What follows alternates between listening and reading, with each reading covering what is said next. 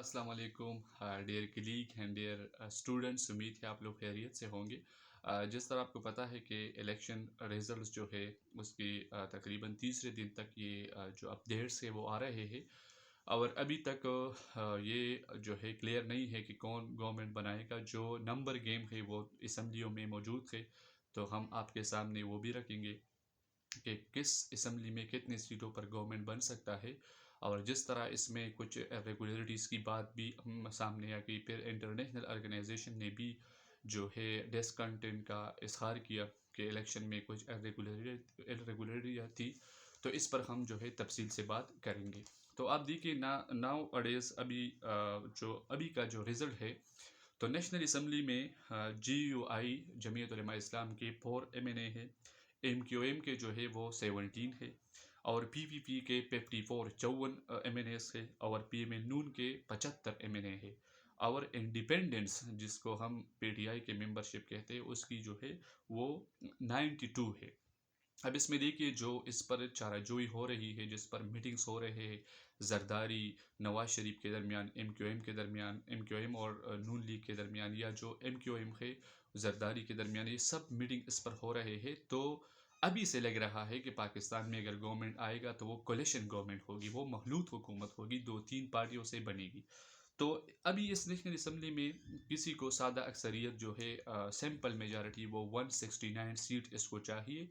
इससे आप देखिए ये 265 जो है आपको जो है मीडिया पर और खबरों में आप देख सकते हैं कि एक 265 है, लेकिन इसके साथ 70 रिजर्व सीट है, 60 सीट्स जो है वो वमेंस के है, और 10 सीट्स जो है वो माइनॉरिटीज़ के है।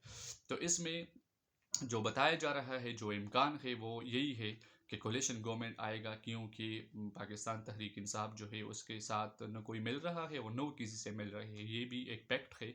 लेकिन दूसरी तरफ जो स्टेट के इदारे हैं, जो इसकी एक साइकोलॉजी है PTI के बारे में, तो वो ऐसा होने नहीं देंगी, और वो उन जमातों का, जिस तरह आप सिंपली ये समझिए कि PDM की गवर्नमेंट होगी। दूसरी अगर हम पंजाब की बात करें, तो पंजाब में अभी पाकिस्तान पीपल पार्टी के 10 MPA है, इंडिपेंडेंट के 116 है, जो PTI के उम्मीदवार है उसके 116 सीट्स है, और पीएमएल नून के 137 है। तो इसके टोटल 371 सीट्स है पंजाब असम्बली के। तो हुकूमत बनाने के लिए आपको 84 सीट्स दरकार होती है, 84 के सॉरी 84 नहीं, इसमें 186 सीट्स आपको दरकार होते हैं हुकूमत बनाने के लिए।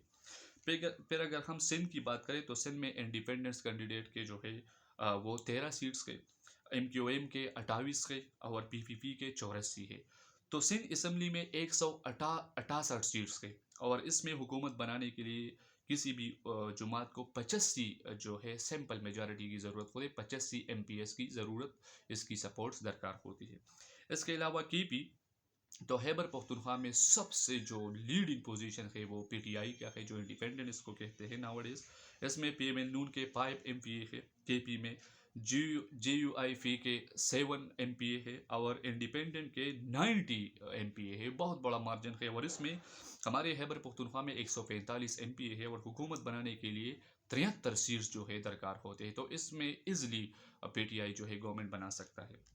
बलूचिस्तान की अगर हम बात करें, तो बलूचिस्तान की टोटल सीट्स 51 है, और इसमें पीएमएन नून के 10 सीट्स है, PPP के 11 है, GUI के 11 है। इसमें PTI का कोई भी मेंबर नहीं है बलूचिस्तान में। और इसमें हुकूमत बनाने के लिए किसी भी जमात को 26 सीट्स दरकार होती है। तो ये ओवरऑल सिनेरियो मैंने आपके सामने रखा।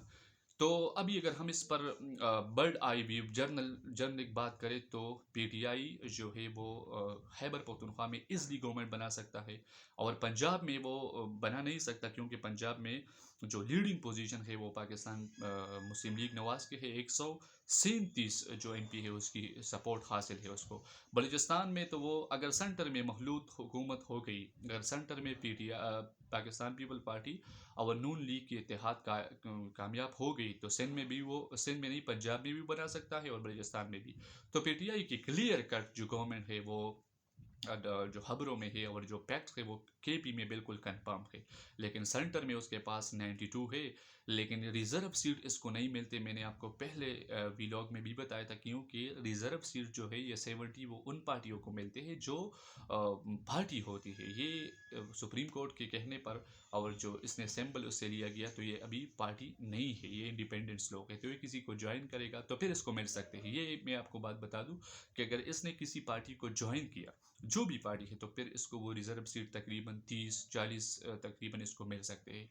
तो ये ओवरऑल नेशनल असम्बली हमारे पाकिस्तान की गवर्नमेंट की अपडेट्स के नेशनल असम्बली की अप टिल टू नाउ।